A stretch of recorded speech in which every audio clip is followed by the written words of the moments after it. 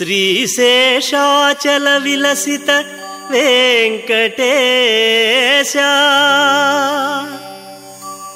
నారాయణాచ్యుత హరే. కలియుగ దైవంగా భక్తుల పాలిట కల్పతరువుగా పూజింపబడే ఆ వెంకటపతి దేవదేవుడు వైకుంఠవాసుడు నిజంగానే కల్పతరువుగా ఉద్భవిస్తే భక్తుల కోరికలను ఈరేడ్చే ఆ స్వామి ఇలపై ఈ నేలపై కల్పకమై కలియుగాన భక్తులకు అభయాన్నిస్తే ఇది కలయో వైష్ణవమాయో అంతకన్నా కాదు, వాస్తవం. శ్రీ లక్ష్మీదేవిని వెతుకుతూ విష్ణులోకం నుండి భూలోకానికి అందున వెంకటాద్రికి తరలివచ్చిన ఆ స్వామి తనను ప్రాణంగా కొలిచే ఓ గ్రామానికి కొంగు బంగారమయ్యాడు. అనంత భక్తి ప్రపత్తులతో కొలిచే ఆ భక్తుల కోసం ఆ వటపత్ర శాయి ఏకంగా వటవృక్షమై ఉద్భవించిన అద్భుతమిది. ఆ పుణ్యతీర్థస్థలం మల్లాది గ్రామం. గుంటూరు జిల్లా అమరావతి నుండి 8 కిలోమీటర్ల దూరంలో క్రోసూరుకు వెళ్లే దారిలో మల్లాది గ్రామంలో ఉంది ఈ పవిత్ర స్థలి. ఇక్కడ స్వామివారు వటవృక్షమై వెలిశారు. ఆ సాక్షాత్కారం ఒక మహాద్భుత మహిమ. ఆయన ఇలలోక ఆగమనం సామాన్య మానవుని ఊహకు సైతం అందని ఒక అతీత దైవ ఘటన. వృక్షాలలో కల్పవృక్షం ఉత్కృష్టమైనది, దానికి మరణం లేదు. అంతేకాదు, ఆ వేణుగాన లోలుడు శ్రీకృష్ణుడు వటపత్రాల్లోనే పవళించాడట. అందుకే ఆయనను వటపత్రశాయిగా కొలుస్తారు. సాక్షాత్ ఆ లక్ష్మీనారాయణుడి స్వరూపంగా పూజిస్తారు.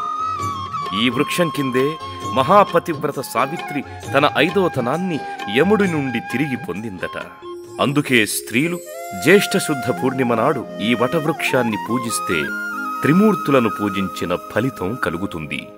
ఇంతటి మహిమగలది కాబట్టే ఈ వటవృక్షం ఈనాడు స్వయంభూ వటవృక్షాంతర్గత శ్రీ వెంకటేశ్వర స్వామి ఆలయంగా రాష్ట్రంలోని సుప్రసిద్ధ వైష్ణవ క్షేత్రాలలో ఒకటిగా భాసిల్లుతోంది.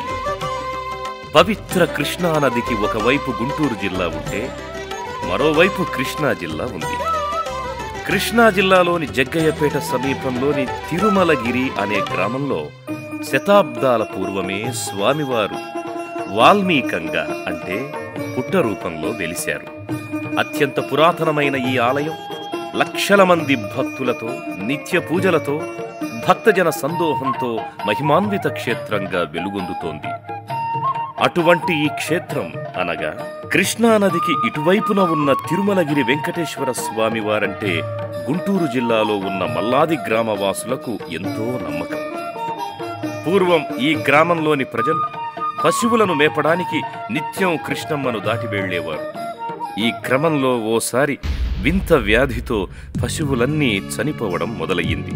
దాంతో మల్లాది గ్రామవాసులు తిరుమలగిరి శ్రీనివాసుడికి భక్తి ప్రపత్తులతో పూజలు నిర్వహించారు, మొక్కులు చెల్లించుకున్నారు, ముడుపులు కట్టారు. అంతే, సరిగ్గా వారం రోజుల్లో ఎలాంటి మందులు లేకుండానే పశువులకు సంపూర్ణ ఆరోగ్యం చేకూరింది. మల్లాది ప్రజలు ఆనందంతో కేరింతలు కొట్టారు. ఆయన కొండపైకి వెళ్లే ప్రతి మెట్టు మల్లాదివాసులే కట్టించారు.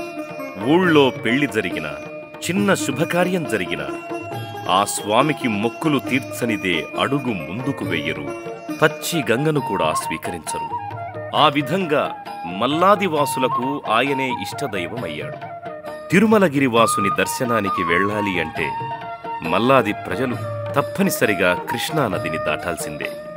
నీళ్లు ఎక్కువగా లేనప్పుడు పర్వాలేదు గాని వర్షాకాలం దైవ దర్శనానికి వెళ్లాలంటే దుస్సాధ్యంగా ఉండేది. ఈ నేపథ్యంలో స్వామివారు మనతోనే ఉంటే ఎంత బాగుండు అనుకున్నారు మల్లాది ప్రజలు. ఇది 1970వ దశకంలోని మాట. మల్లాది గ్రామంలో బొల్లయ్య గారు అనే వ్యక్తి కృష్ణానది ఒడ్డున ఉండేవారు. ఆయన పరమ రామభక్తుడు, ఆజన్మ బ్రహ్మచారి. అలాంటి బొల్లయ్య గారు సాక్షాత్తు శ్రీమన్నారాయణ స్వరూపంగా భావించే ఓ వటవృక్షాన్ని తన పొలంలో నాటారు. ఆ మొక్కనే దేవుడి స్వరూపంగా భావిస్తూ భక్తి శ్రద్ధలతో పెంచారు. కొన్నాళ్లకు అది మహావృక్షంగా మారింది. విష్ణుమూర్తి విశ్వరూపంలా ఇక తన సాక్షాత్కారానికి సమయం ఆసన్నమైంది అన్నట్లుగా 1976 నవంబర్ 19 కృష్ణా జిల్లా దివిసీమ ఉలిక్కిపడింది. సముద్రుడు ఉగ్రరూపం దాల్చాడు. పెను విషాదమై విరుచుకుపడ్డాడు. ప్రళయమే వచ్చిందా అన్నంత ఘోరం జరిగిపోయింది.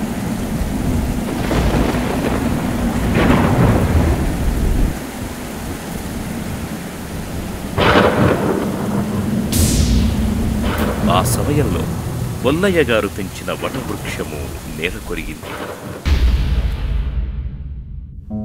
కొన్నాళ్లకు R&B శాఖ ఆ వృక్షాన్ని కలప కోసం వేలానికి పెట్టింది. ఓ కాంట్రాక్టర్ దాన్ని కొన్నాడు. 70% చెట్టును నరికేశాడు. మిగతా కాండం భాగం మాత్రం ఎంతకీ తెగేది కాదు. రంపాలు విరిగిపోయేవి, గొడ్డాళ్లు పదునుపోయేవి, ఏవేవో ఆటంకాలు, ఏదో అదృశ్య శక్తి ఆపుతున్నట్లుగా. దాంతో విసిగిపోయిన ఆ కాంట్రాక్టర్ చెట్టు మొదలును అలాగే వదిలేసి వెళ్లిపోయాడు. 1977 జనవరి 22 వటవృక్షం కూలిపోయిన ప్రదేశానికి ఆనుకొని ఉన్న పొలం తూమాటి నరసింహయ్యది. పొద్దున్నే పోయి చెట్టు మీద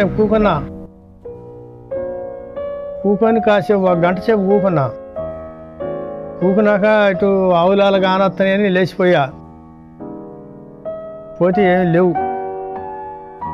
సరే లేకపోయేసరికి మళ్ళీ వెనక్కి తిరిగి సగానికి వచ్చినాక చేలు ఎడంగుండయిగా సగానికి వచ్చినవరికి చెట్టు లేస్తుంది.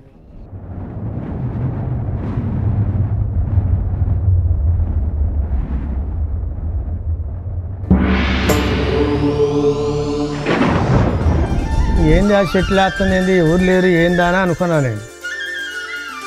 ఎక్కడ ఏం చేసినా ఎవరు అసలు పురుగు లేరు మనుషులు. సరే కావుతున నేను ఎట్టుకొని దగ్గరలోకి వచ్చా. ఈ దగ్గరలోకి వచ్చినాక చెట్టు ఆశాంతం లేచి పెట్ట ఈ ఏళ్ళు ఎట్టి 4 పక్కన 4 మరి మనిషి జరిపినట్టే పోయింది మొత్తం.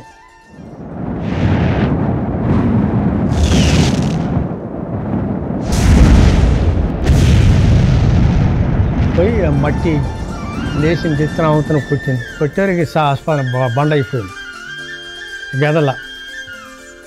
గదల పోయినాక ఇక అప్పుడు ఊళ్ళో జనం వస్తే ఏంటంటే ఇట్లా సంగతి అయ్యని చెప్పాను. ఇక కొబ్బరికాయలు అవి కొట్టి దండాలు పెట్టి వెంకీసమని నేను గెలిచాను అని చెప్పింది గణాచారి. ఇక అక్కడి నుంచి తిరణాలు సాగింది. ఇక దాంతో మరుసటి రోజు నుండి బొల్లయ్య గారి పొలం పుణ్యక్షేత్రమయ్యింది. ఎక్కడెక్కడి జనం అక్కడికొచ్చి ఆ వటవృక్షానికి పూజలు చేయడం మొదలుపెట్టారు. విషయం రాష్ట్రవ్యాప్తంగా సంచలనం సృష్టించడంతో ఇక ఆ క్షేత్రం మహాక్షేత్రంగా మారిపోయింది. స్వామిని మొక్కున్నాను, ప్రదర్శనలు చేశాను స్వామి దగ్గర. చేసిన తర్వాత స్వామి నాకు సంతానాన్ని ఇచ్చాడు, పాపనిచ్చాడు. మా బాబు వీసా కోసం మేము చాలా ట్రై చేసాము. గుడికి వచ్చిన తర్వాత వీసా ఎమ్మటే వచ్చింది. మా బాబు అమెరికా వెళ్ళాడు, డాక్టర్గా చేస్తున్నాడు. నాకు 4 ఏళ్ళు దాకా కూడా పిల్లలు లేరు. చక్కగా ఇక్కడ మా ఆవిడ నేను ఇద్దరం వచ్చి ఈ ప్రాంతంలో చెట్టుకి ఉయ్యాలు కట్టాం. ప్రతి శనివారం వచ్చి కొబ్బరికాయ కొట్టేవాడు స్వామి. ఇక్కడే ఆ కొట్టినటువంటి నీళ్ళని నా చెట్టు మీద పోసి స్వామివారికి తాకి నమస్కారం చేసుకునేవాడిని. నాకు మీ బాబు కలిగాడండి. ఎవరికి ఏ కష్టం వచ్చినా ఆయనకు చెప్పుకుంటే చాలు. వారం తిరిగేలోపు ఫలితం కనిపిస్తుందన్న నమ్మకం భక్తుల్లో కలిగింది. మా పాపకి వినపడదండి. నేను 5-6 సంవత్సరాల నుంచి శనివారాలు చేస్తున్నాను. 3 సంవత్సరాలు లక్షొత్తులు వెలిగిద్దాం అనుకున్నాను. తర్వాత మా పాపకి మంచి భర్త దొరికాడు, మంచి పాపనిచ్చాడు. ఇద్దరు సల్లగా ఉన్నారు. కొన్నాళ్లకు ఆ కల్పతరువుకు ఇరువైపులా 2 వేప చెట్లు మొలిచాయి. అవి శ్రీదేవి భూదేవిల అవతారంగా అర్థమయ్యింది. ఆ స్వామి ఉన్న చోట దేవేరులు ఉండకుండా ఉండరు కదా. విజయవాడకు చెందిన ఒక భక్తుడు ఆ వటవృక్షం చుట్టూ ప్రాకారాన్ని నిర్మించాలని పూనుకున్నాడు. అయితే ఏడాది తరువాత ఆయన కాలం చేయడంతో మధ్యలోనే ఆ కార్యం ఆగిపోయింది. దాంతో గుంటూరు జిల్లా సత్తెనపల్లి గ్రామానికి చెందిన త్రిపురమల్లు బుల్లికోటయ్య గారు ఆ మహత్కార్యానికి పూనుకున్నారు. తమ ఊరి బాగు కోసం తన ఆస్తి మొత్తాన్ని ఖర్చు పెట్టిన మహనీయుడు. ఊళ్ళో బావులు తవ్వించాడు, గుళ్ళు గోపురాలు నిర్మించాడు, స్కూళ్లు కట్టించాడు. అలాంటి మహాత్మునికి ఆ ఇలవేల్పు స్వప్న సాక్షాత్కారమిచ్చాడు. అంతే, మరుసటి రోజే బుల్లికోటయ్య గారు తమ ఊరికి 35 కిలోమీటర్ల దూరంలో ఉన్న మల్లాది గ్రామానికి పయనమయ్యారు. వెంటనే ఆలయ నిర్మాణ కమిటీ వేశారు. శరవేగంగా పనులు మొదలయ్యాయి. ఆలయాన్ని పూర్తి చేశారు. అప్పటి నుండి ప్రతి ఏటా జనవరి 22న స్వామివారి తిరునాళ్లు నిర్వహించడం మొదలయ్యింది. స్వామి వటవృక్ష రూపేణా సాక్షాత్కరించిన పుణ్యదినాన తిరునాళ్లు, ఉత్సవాలు నిర్వహించడం ఆనాటి నుండి ఆనవాయితీ అయ్యింది. ఇంతటి మహత్కార్యాన్ని దిగ్విజయంగా పూర్తి చేసిన బుల్లికోటయ్య గారికి మరో ఆలోచన కలిగింది. స్వామివారు అలంకార ప్రియులు. అందుకే ఆయనను విగ్రహ రూపంలో, నిజ రూపంలో ప్రతిష్ఠిస్తే బాగుంటుందని సంకల్పించారు. అందుకోసం మరో దేవాలయ నిర్మాణానికి పూనుకున్నారు. అయితే తన పరమ భక్తులను, ఇష్టులను తనలో ఐక్యం చేసుకుని మోక్షం ప్రసాదించే ఆ స్వామి 94 ఏళ్ల బుల్లికోటయ్య గారిని తనలో ఐక్యం చేసుకున్నారు. దాంతో ఆ విశేష కార్యాన్ని బుల్లికోటయ్య గారి అల్లుడు ఏలూరి పార్థసారథి గారు తన భుజస్కంధాల మీద వేసుకున్నారు. హైదరాబాదులోని చిక్కడపల్లి వెంకటేశ్వర స్వామి దేవాలయంలా కట్టాలని తలపోశారు. ఆప్తులు, అయినవాళ్లు, బంధువులు, గ్రామస్తులు, భక్తులు తలా ఓ చెయ్యి వేశారు. అయితే గుడి నిర్మాణం 80% పూర్తయ్యాక ఆయన కాలం చేశారు. గుడి నిర్మాణ పనులు తాత్కాలికంగా వాయిదా పడ్డాయి. క్యూ కర్తవ్యం. అప్పటికే బుల్లికోటయ్య వారసురాలిగా పార్థసారథి గారి ధర్మపత్ని ఏలూరు మంగాయమ్మ గారు దేవాలయ ధర్మకర్తగా ఉన్నారు. ఆ మహాసాధ్వి తన కుమారుడు ఏలూరి శ్రీనివాస్ గారి ద్వారా ఈ దైవకార్యం నెరవేర్చాలని సంకల్పించారు. ఆ గుడి నిర్మాణం పూర్తి చేసేంత ఆర్థిక వనరులు ఆయన దగ్గర లేవు. ఏం చెయ్యాలా అని ఆలోచిస్తున్న సమయంలో ఎవ్వరూ అడగకుండానే అమెరికాలో ఉన్న శ్రీనివాస అక్కా బావగారులు డాక్టర్ చిట్టిప్రోలు జగన్మోహన్ రావు గారు, చిట్టిప్రోలు విజయలక్ష్మి గారు గుడి నిర్మాణానికి తమ వంతుగా భూరి విరాళం ప్రకటించి ఇప్పటికీ ఎంతగానో సహాయ సహకారాలందిస్తున్నారు. తన అక్కాబావలిచ్చిన సహకారంతో ఉత్సాహంగా గుడి పని మొదలుపెట్టారు. అద్భుతమైన శిల్పకళా నైపుణ్యం, ఆధునిక సౌకర్యాల మేళవింపుతో చక్కని దేవాలయ నిర్మాణం సారథిగారి కుమారులచే పూర్తయింది. తిరుమలలో స్వామివారిని అర్చించే ప్రధాన పూజారి శ్రీనివాస భట్టాచార్య గారి చేతుల మీదుగా విగ్రహ ప్రతిష్టాపన జరిగింది. ఇక ఆ రోజు నుండి స్వయంభూ వటవృక్షాంతర్గత శ్రీ వెంకటేశ్వర స్వామివారు ఆర్తజన రక్షకుడిగా, దీనజన బాంధవుడిగా వెలుగొందుతున్నారు. ముఖ్యంగా స్వామివారికి ప్రతి శనివారం ఇక్కడ పొంగలి తయారు చేసి వటవృక్షం చుట్టూ ప్రదక్షిణలు చేసి నైవేద్యం సమర్పిస్తారు. అలా చేస్తే తమ కోరికలు తీరతాయని భక్తుల ప్రగాఢ నమ్మిక. ఆయన చూపిన లీలలు ఎన్నని, ఆయన మహిమలు అనుభూతి చెందని వారు ఎంతమందని. ఇక్కడ స్వామివారికి నిత్య కైంకర్యాలు, విశేష పూజలు జరుగుతాయి. ఆయన దివ్యమంగళ రూపానికి రోజుకో అలంకరణ చేస్తారు.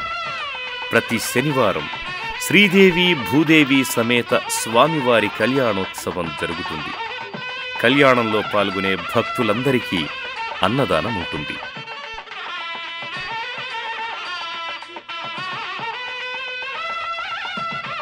గత ఏడాది నుండి ప్రతి ఆదివారం లక్ష్మీ సుదర్శన యాగం జరుగుతోంది.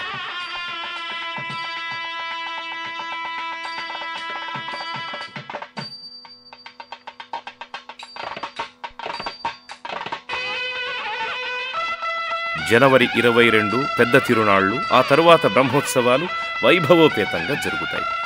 వైశాఖ మాసంలో 30 రోజులు విశిష్ట పూజలు, శ్రావణ మాసంలో అమ్మవారి వ్రతం, ధనుర్మాసంలో ఉత్సవాలు, కార్తీక మాసంలో వెంకటేశ్వర స్వామి పూజలు, ఇలా నిత్య పూజలు కైంకర్యాలతో స్వామివారిని భక్తులు భక్తి ప్రపత్తులతో అర్చించుకుంటున్నారు. ఆయన సేవలో తరిస్తున్నారు. ఇక భక్తులు వెంకటేశ్వర దీక్షను చేబూనుతారు.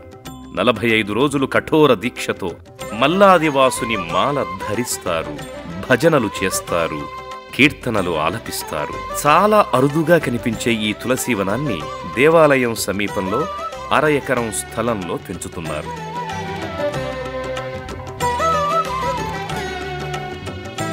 తులసీ ప్రదక్షిణం భూప్రదక్షిణంతో సమానం.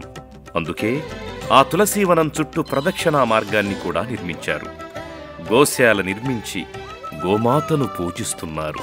ప్రతి శని ఆదివారాల్లో భక్తులు స్వామివారికి తలనీలాలు సమర్పించుకునేందుకు వీలుగా కళ్యాణ కట్టను నిర్మించారు. ఏలూరి మంగాయమ్మ గారి కుమారుల ఆధ్వర్యంలోని ఈ ఆలయ అభివృద్ధి కమిటీ ఈ మహిమాన్విత దేవాలయానికి మరిన్ని వన్నెలు అద్దాలని, మరింతగా అభివృద్ధి చేయాలని తలపోస్తోంది. భూరి విరాళాలతో దాతలు ముందుకు వస్తే ఆలయాన్ని మరింత సుప్రసిద్ధ పుణ్యక్షేత్రంగా మలిచేందుకు తమ సర్వశక్తులు ఒడ్డడానికి సిద్ధమయ్యారు. ఒక వేద పాఠశాల నిర్మించి వేదాధ్యయన కేంద్రంగా మలచాలనే సంకల్పం చేశారు. నిత్యాగ్నిహోత్రాలు, యాగాలు జరిపించాలని, భక్తుల కోసం కళ్యాణ మండపం కట్టించాలని, గుడి చుట్టూ ప్రాకారం కట్టాలని, గాలిగోపురం నిర్మించాలని లక్ష్యంగా పెట్టుకున్నారు. అలా ఎవరైనా స్వయంభూ వటవృక్షాంతర్గత శ్రీ వెంకటేశ్వర స్వామి వారి ఆలయ అభివృద్ధిలో భాగం కాదలిస్తే వారికి ఆలయ కమిటీ ఘనస్వాగతం పలుకుతోంది. ధన కనక వస్తు వాహన రూపంలో విరాళాలను ఆహ్వానిస్తోంది. ఆ స్వామి కృపకు పాత్రులయ్యే మహదావకాశాన్ని కల్పిస్తోంది. దాతలు తమ విరాళాలందించవలసిన వ్యక్తుల, వారి ఫోన్ నంబర్లు ఈ విధంగా ఉన్నాయి.